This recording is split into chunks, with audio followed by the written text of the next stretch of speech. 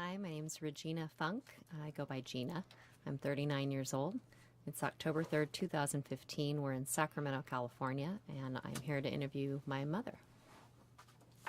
Hi, I'm Brenda Funk, and I'm 60 years old. It's October 3rd, 2015, and we're in Sacramento, California, and I am Gina's mommy. All right. Hi, Mom. I'm Hi. excited because we've been talking about doing this for a long time. Me too. I know the first question we kind of jotted down was tell me a little bit about your childhood, but I know there were some specific things that we wanted to chat about because over the years we've talked a lot about your mom and dad, who were both characters, but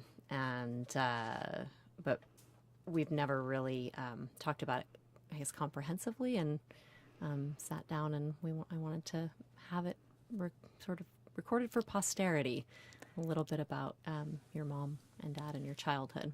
Okay, well, my mom and dad were both born in Kentucky on tobacco farms. Both of their families were very involved in independent farming before the big corporations came in. And my parents got married at a very young age. My mom did not finish high school, and they moved to Ohio. I was born in Kentucky, but we moved to Ohio very shortly afterwards. Um, Shortly after we moved up there, my parents purchased a retail store. They sold televisions and appliances, and they repaired them as well. So, being small business owners, they had little time for four children, and we were pretty much raised by babysitters most of the time. Um, but there was an incident. I'm going to skip right to that. There was an incident between fifth and sixth grade. My parents kind of hurriedly took us down to our grandma's house in Kentucky and said, "You're going to stay with your grandma for a week." Well, a week went by, 2 weeks went by, 3 weeks went by. Still no mom and dad, even though they were calling every now and then on the party line phone, because back then in small towns there were still They that's had where to you be patched through by it's where you share a line with your neighbors, and so you have a specific ring that comes into your home that tells you it's a call for you okay. coming in. So we talked a few times. I was very upset because I was down there during my birthday, but my grandma made me an angel food cake, so that made me happier.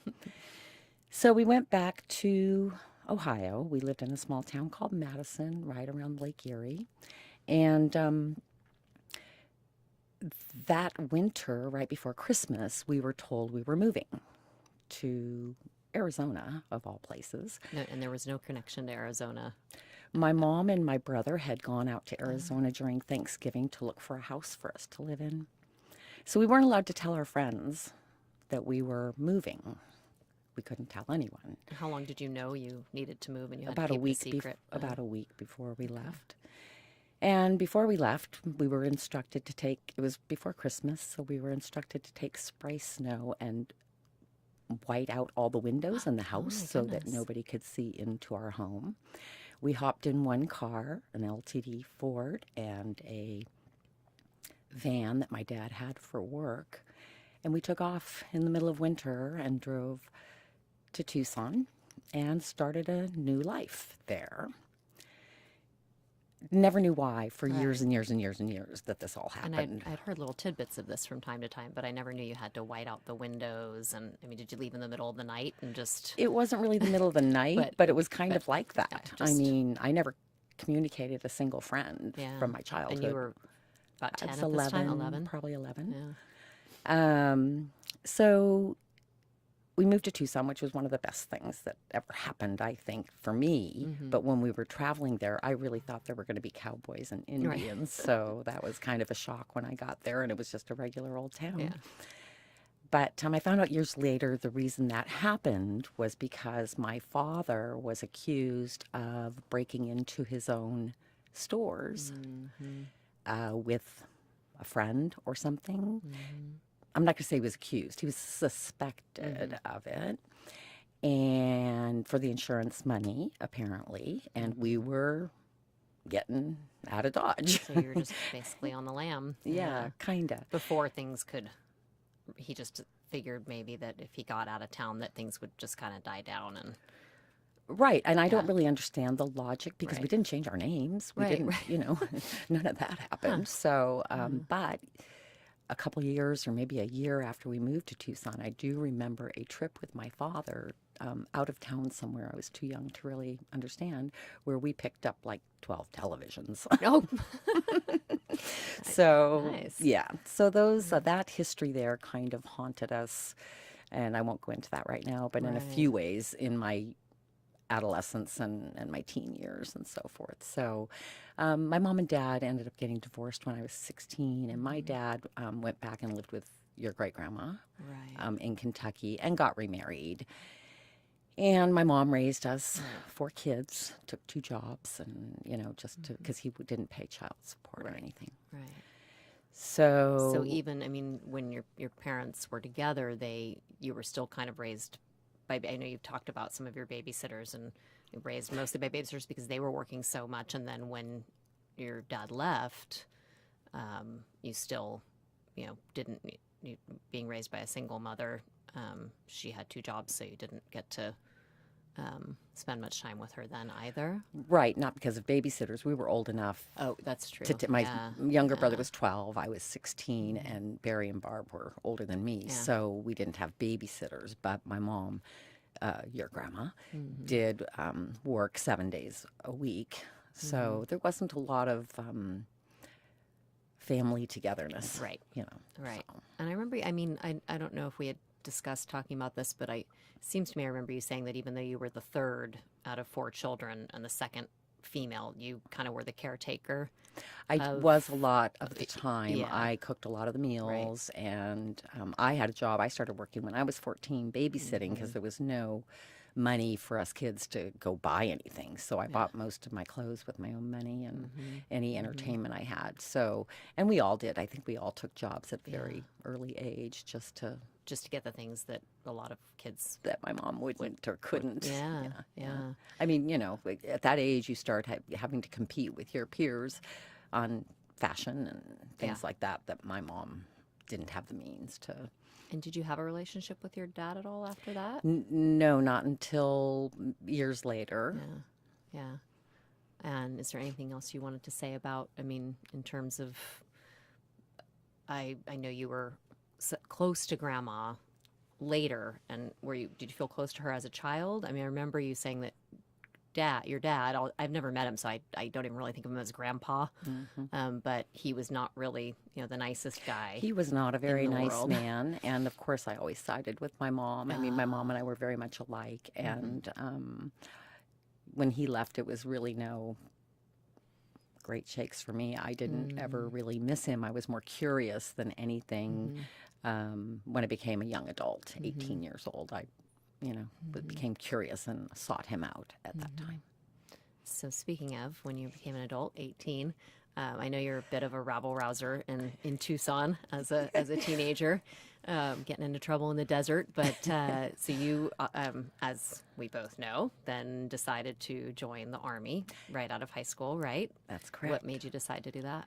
Well, my best friend Melanie and I were looking at our options, and neither of our parents were going to pay for us to go to college.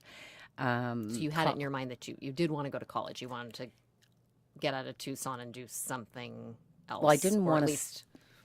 I didn't want to stay in Tucson Right. forever, and knowing that the schools there in Arizona are nothing like California. There were no free schools, so to speak, or very cheap schools. It was all the tuitions were pretty high. We looked at our options of getting an apartment and getting part-time jobs and going to school, and the idea of being California because you knew they had no, because you had to be a resident for a year in California in order to get the good deals on school. Yeah. So we just started talking one day, and we thought we'd join the military. Why not? Let's check it out. Yeah. So we talked about it, and we were supposed to be going to the Air Force recruiting office, but on the way to the Air Force recruiting office, we passed the Army recruiting office and thought, well, let's go there. So, yes, we did. We joined the Army, but we joined the Army Security Agency, which at the time is no longer an organization, but at the time was affiliated with the NSA, and was kind of the Signal Corps, of the intelligence part of Okay. the military, which was a more of an elite a division in the Army. So we didn't Okay. feel like we were just, going into the Army. And this was right after the Vietnam War had ended? No. We Or joined before oh, the okay. Vietnam War ended. We joined in 1973, which is the year I graduated, on what was called delayed entry. You could join, do all of your enlistment stuff and testing and physical and all that, but then pick a date later on. So we picked March of So 1974. you had no fears that you would be sent anywhere into a war zone or No, anything the at that war was time? winding It was down winding at that down. point in Okay. time, and the Vietnam War officially ended in I believe March or June of 1975. But because we enlisted Okay. and went on active duty in 74, I am actually considered a Vietnam vet. Okay. Yeah. Well, thank you for your service. Thank you. So you joined up, and then how long were you there before you met Dad?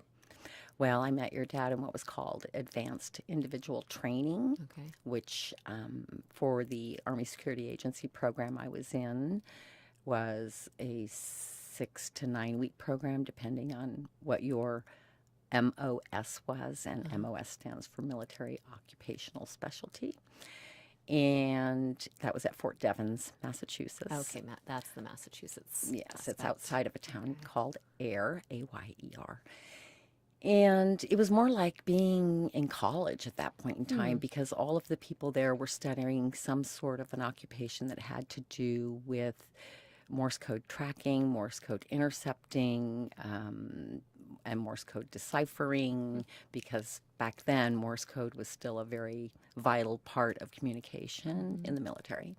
So we were studying those careers. I was studying to be a Morse code intercept operator. But when you were done with school, it was like going to school. You marched to school, you marched back to your barracks from school, but the rest of the time, your time was pretty much yours. And there were a lot of pretty good people. I mean, I'd say 80% men, 20% women, which is pretty good odds. Yeah. And Yeah. I did not, I didn't. No wonder you met Dad. I didn't join the Army at all thinking about meeting. Yeah. It wasn't to meet someone. It Yeah. was to get out of Dodge, to try to travel, to get the GI Bill. Right. Because Right. back then the GI Bill was very, it wasn't like it is today. Then you got a monthly allowance, whether you paid into it or not anyway. So we'd party sometimes. We lived in like a quad, like big apartment buildings with a quad, and people would take their guitars out in the middle and play songs. And when the drinking age in Massachusetts was 19, so we could actually, go out sometimes and have a few drinks. But I met your dad. There were 4 of us going to a concert in Buffalo, New York, I think. I cannot remember who the band was. And he was with a girl named Mary, and I was with some guy, I don't remember his name, in the back seat. But your dad kept looking at me in the rearview mirror. So I don't know how long later, a few weeks or whatever, we started talking and we started dating. And he was very charming. He would do things like steal flowers from the commanding officer's front yard and bring them to me. One day he brought me a Charlie McCarthy doll, like puppet doll, that he found at a yard sale or something. I think I remember We that had doll. it for years. Yeah. I don't know where it went. Oh, I didn't wished know I that was had a it now. gift from him. How Yeah, funny. yeah. So at this point, you were about 19. You were about I was 19, and he was 19. 21. Is that right? Yeah, 'Cause you're correct. 2-year age difference. Yeah. And then he had been in the Army for a little longer than you? About or the same amount of time, because Okay. we were both in school, yeah. so to Okay. speak. So, yeah. So we started dating, seeing each other. And actually, we were married within about 2 months Wow. of the time we met each other. We Yeah. got married at a Justice of the Peace's home. I On know a- those pictures. Yes, on a Tuesday night. Yeah. Our honeymoon was going to some friends that had an apartment off base and spending the night, basically the whole honeymoon. But at the time, we were concerned about being stationed together. Right. That was a Right. big concern. And both of our commanding officers told us, oh, because you had to get approval to get married. You couldn't just get married. You had to have approval. And both of our commanding officers said, no, just get married and then worry about where you're going to get stationed after you're married, because then they'll put you together. So at the time, did the Army have a policy that they'd at least try to put Yeah, they married would try, couples but together? there was no guarantee. Hmm. So I got my orders, and my orders were for Okinawa, and he got his orders, and they were for Fort Lee, Virginia. And how long after you got married was this? Just a couple Just a months? few weeks, A few because I weeks, left. yeah. Well, we ended up taking a long vacation. I'd never met his parents. He'd never Oh, met my parents, right. anything. So we took about a month off Mm-hmm. and came to California and stayed in the Bay Area. And I saw all these things for the first time, including the ocean, all kinds of stuff. Wow. Very romantic. Your dad was very, he courted very well. Yeah, yeah. And then I got on the plane at Travis Air Force Base and left for Okinawa, and he went to Fort Lee. What did that feel like? I mean, it was so long ago now, but it must have been devastating. It was awful, but we had hope that we were going to get stationed together. So we thought it was temporary. Yeah. Yeah, and it was exciting. I'd never been to a foreign country. I mean, there was some excitement. I had friends that I'd, gone to training with and stuff that were on the same plane with me, and we played hearts all the way over, just stuff. So then when I got to Okinawa, we started working with our commanding officers, him in Fort Lee and me in Okinawa, to get one of us reassigned. I back up a little bit. I had a top secret clearance, and you had to have one to be in an Army security agency.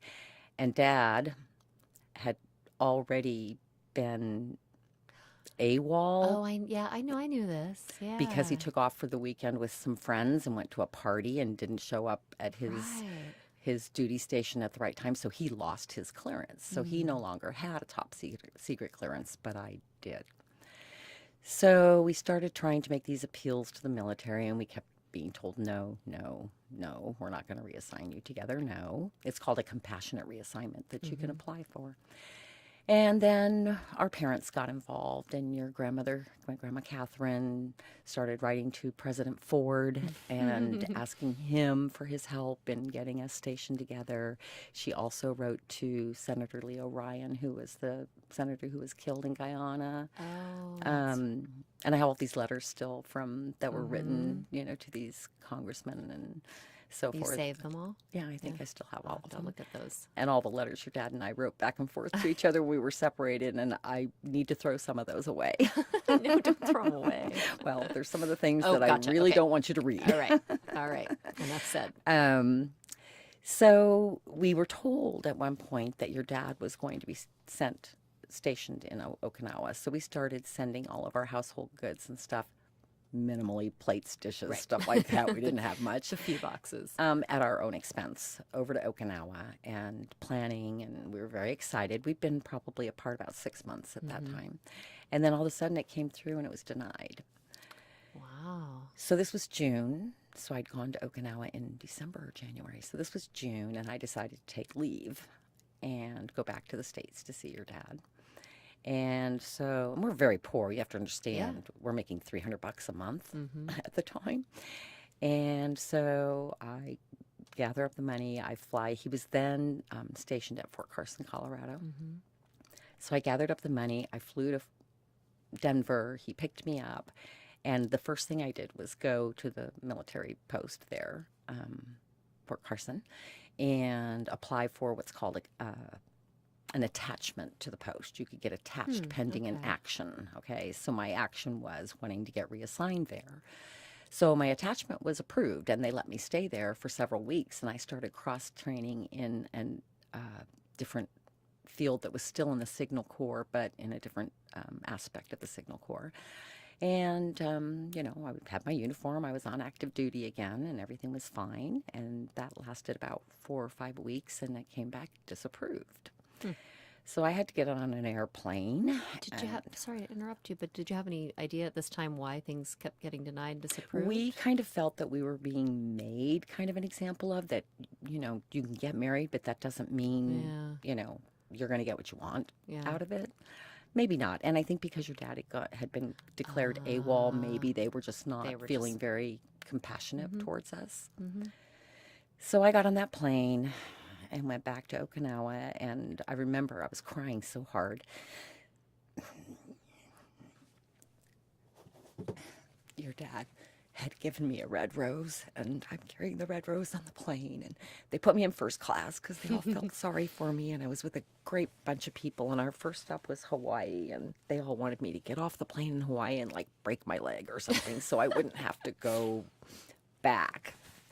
But what I did instead was started developing a plan on the plane back to Okinawa, and I did go back to Okinawa, but I was determined that I was going to be with your dad, so I was developing a plan to go AWOL because I knew if I went AWOL, then I would be dropped from the rolls as a deserter because I had a top secret clearance. Ah, So so you were willing to I was. do that for true love. I was.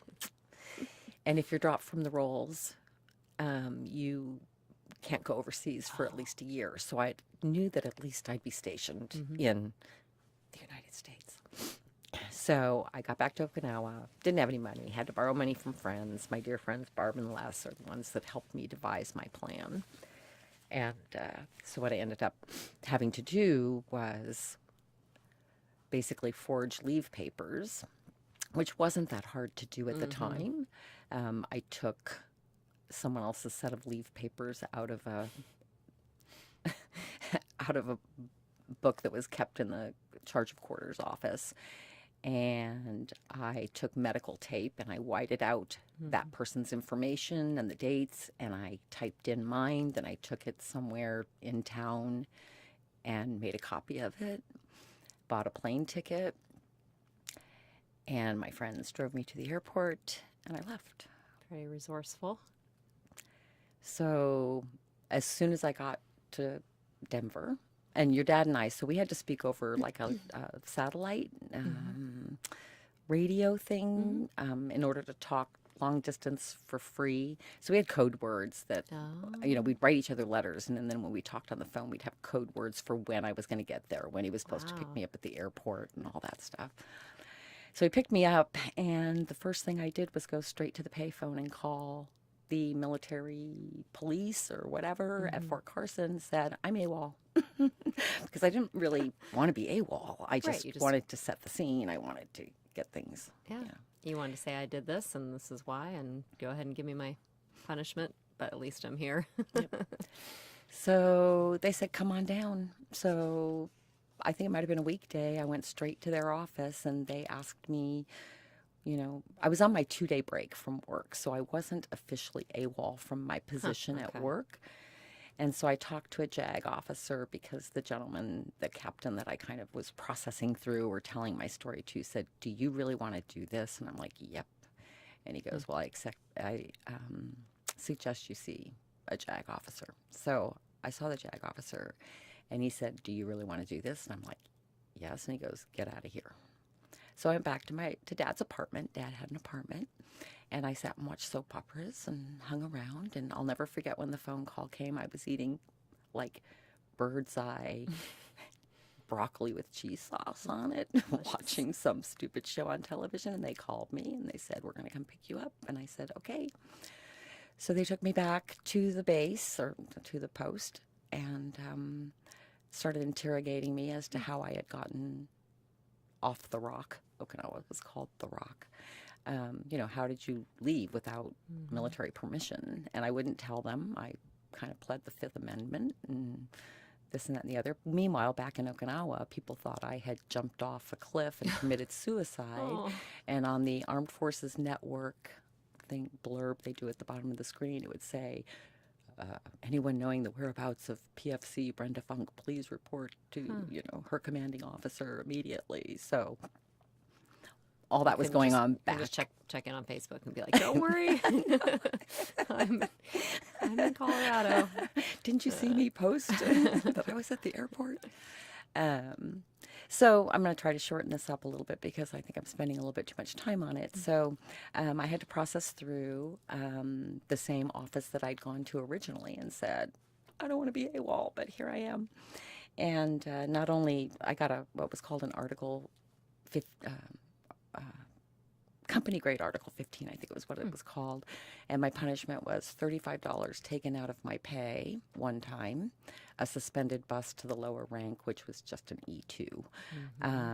And I got stationed right there in their office, There you right at go. Fort Carson. So it was All's amazing. well that ends well. Yes, Yeah. and that is, it was great. And I stayed in that position. I worked in their, it's called the Personnel Control Facility, and I worked in that department processing and working with other people who had gone AWOL or had legal issues. I love that story. I've never heard all of the details, but I've always loved that story. I've always loved I'll tell people the abbreviated version, like, my parents were so in love that my mom went AWOL from Okinawa to be with them and risked everything, but it ended up all right in the end. And then I know that, after that, obviously, you guys had me, and then Dad was stationed in Germany, and my brother was born, but I know we can talk about all those details another time, because I think that today I also want to know a little bit more about the story about what happened with Grandma and her illness.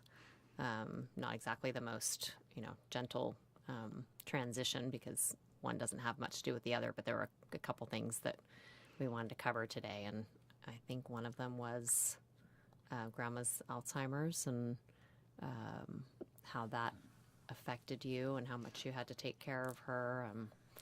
I don't know where where you'd like to start. Is there anything maybe, I don't know, in your childhood or before the onset of the illness that you kind of wanted to mention about her? Or Well, when my mom's second husband died, when Daniel was 2, so 1983, my mom changed a lot. She had kind of a breakdown. And how old was she at the time? So it's 1982, 83? yeah, and she was born in 31, so Okay. 50-ish, yeah, right? yeah, I got my math right there. yeah. I'm sorry, I don't know the Yeah. exact ages and dates. And she had always been, I mean, she was a firecracker. She Yeah, was. vibrant, 5'2", She was. chains, right. I mean, but she's like chain smoker and Yeah. drank her Diet Cokes all day long, and Played guitar, Played sang country and guitar, western yeah. music, had a Did very good job. lots Was of a goofy prankster. stuff. Yeah, was a and- prankster. So her second husband, though, you're talking about Ken. So he passed away unexpectedly, right, when they lived in Las Vegas, and so it was pretty devastating for her. Very. Yeah, because they were really in love. Yeah. And he was quite a bit older, but Yes. she didn't. It was still unexpected. Right. Yeah. Right. So then at that time, you feel like she maybe started Well, she, to have some depression, or yeah, oh, definitely. She had Yeah. depression. And, she was of the generation that didn't really believe in quacks, psychiatrists, or any of that. right. She ended up they were living in Las Vegas, leaving Las Vegas, losing her job, and moving back to Tucson, which is, we didn't quite go to the first part of that, but anyway, moving back to Tucson into an apartment, completely miserable. Every time I would talk to her on the phone, she'd be crying, and she was just devastated. So at some point, I told her she had to get out of there. So I flew down to Tucson, and I rented a U-Haul, and I packed up all of her stuff, and I drove her back up, and she lived with us, me, Yeah. and your brother, in a 2-bedroom apartment for about a year. And I tried to encourage her she was very depressed. She would cry all day. I remember that. And yeah. I tried to get her to meet other people. So I forced her to go on bus trips to Reno. And finally I took her to a widower's bowling night or something. And that's where she met Walter. And things were fine for, a while. I mean, she seemed to be doing okay. But then she got into an accident. And after the accident, she always had some issues with her back. And her health just wasn't that good. And she never could work again. And I think at the time she was only about 58 or 59. Yeah. She wasn't that old. And they had moved. Walter was from Sacramento. And they lived in Grass Valley for a while, but then they decided to move back to Tucson again. So they moved back to Tucson. And at this time, my mom was acting kind of strange. She always kind of felt people were talking about her, or she would kind of not fabricate, but not really make up stories, but she took people's actions and things that were happening in her life in a total negative way. And she didn't have very many friends, and she started kind of isolating with Walter. And only in her early 60s at this point, right? Yeah.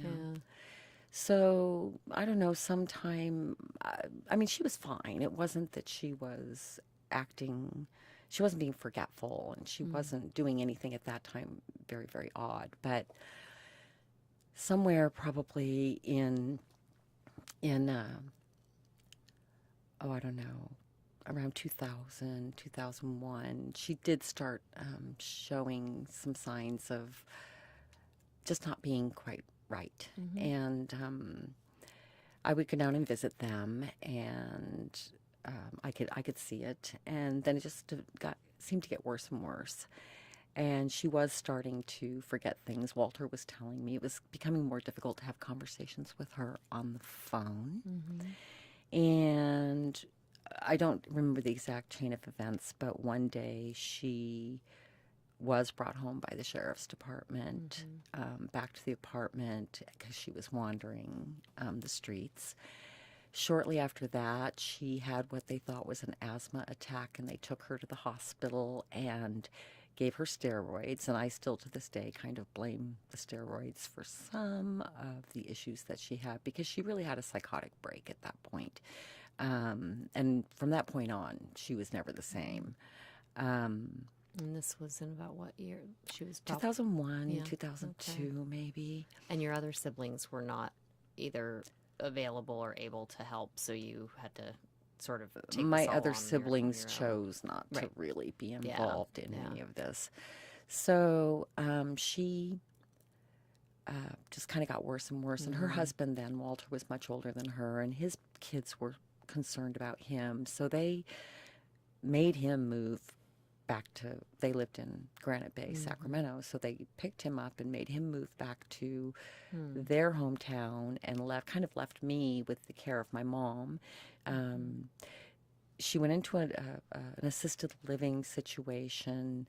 She was just she saw things, she heard people. She really had a very difficult time. I went and stayed with her for a while down there for like a week when Walter was moving, before they let go of the apartment and stuff. And I had to lock us both in the bedroom for fear that she would go, do something. It was very, very frightening. So it was I don't know enough to speak to it probably intelligently, but I have read that there are people who have sort of a more gentle form of Alzheimer's, but she seemed to, whatever was going on with her, she definitely was acting out in some ways. Oh, and very unhappy. And very unhappy.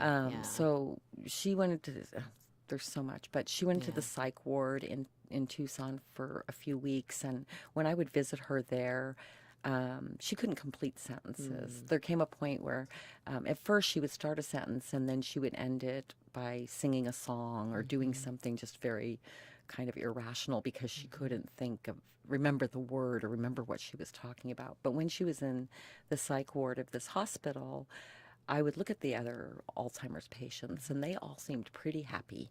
They could talk and laugh, even though some of the stuff didn't make any sense.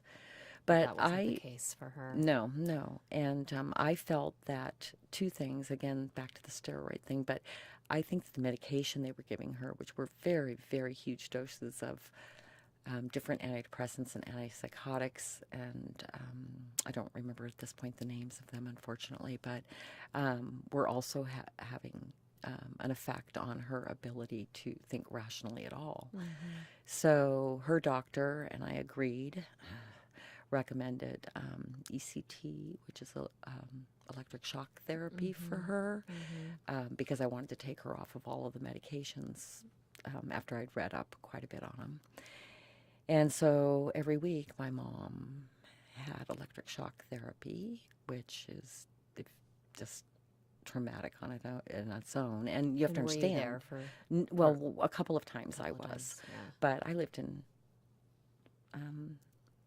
California, Right, and you I were was taking going. care of Yeah, two I was. kids and Yes, and I was. No, you guys were grown. I wasn't taking care of two kids. Oh, we were grown at that Right, point. right. But I was traveling to Tucson every 2 to 3 weeks Okay. to check on her care. And it got to the point where she couldn't even communicate. She couldn't talk to me. She could answer yes or no questions sometimes, but she couldn't form complete sentences or anything. And I'll remember the one time that I do remember being just one of the most had the most impact on me was she had broken her hip, and I did choose to allow her to have surgery. So she had surgery, and she was laying in the hospital bed, and I think she still kind of knew who I was, at least most of the time, I think. And I think I was standing next to her, and I think I was probably crying. And she said, the most lucid thing she'd said to me in like 3 years, she said, "It's going to be okay." And that was probably the last time I talked to my mom. Well, of course, it was the last time I really talked to her. I think I visited her a couple more times, but she passed away that December. And the diagnosis was Alzheimer's. She died of Alzheimer's, which is unusual because most people die of something else, some other illness, before they actually die of Alzheimer's. But she stopped eating. She stopped having any desire to, do anything at all. And so I mean, it seems to be relatively quick. It was about a 3-year, About 3-year period from the time she had the psychotic episode that landed her in, the hospital to the time she passed away. But How old was she? 71. 71. Wow. I remember getting the call in the middle of the night from you saying that she had passed away. And, we got together and got on a plane the next day to go take care of things. But I know that you were really, I remember you being sad that you weren't there. Well, they called me and I flew in the night before. Yeah. But I didn't get in until 11 o'clock at night, and they said, "You need to come." So I went. So they called me at 4 in the morning, and I got in the car, and I stopped and got a coffee on the way. And I don't have big regrets about this, but she died 5 minutes before I got there, and I keep thinking if I hadn't gotten that cup of coffee, I would have been there. So yeah, it's frightening. She didn't have early onset Alzheimer's, but she did have. It is earlier than many older people. I know we've talked about this because you were wanting to try to get some of the early screening perhaps done just to see if you were more at risk. Yeah, I am very interested because I also have 2 uncles, her brothers, that also wow. have Alzheimer's. So, I mean, out of 14 kids, I guess that's not a real high percentage, but yeah, it concerns me a great deal. Yeah. And so I'm trying to make plans for my future. There are some tests that they can do now that aren't completely conclusive, which I've been looking into having done because, quite frankly, I would rather know than not know. I don't want anyone to have to go through what I went through or what my mom went through at the end of her life because, I mean, I think if a person has Alzheimer's and they're just forgetting who you are every time you go to visit, I'm sorry, I know that's not a good thing, but it's something that you can live with and learn to work with and still have a relationship with your parent.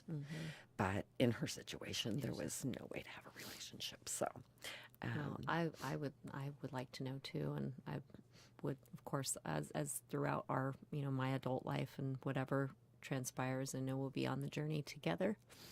I'll always be there for you. Okay. I know you will. Thank you. I love you. I love you.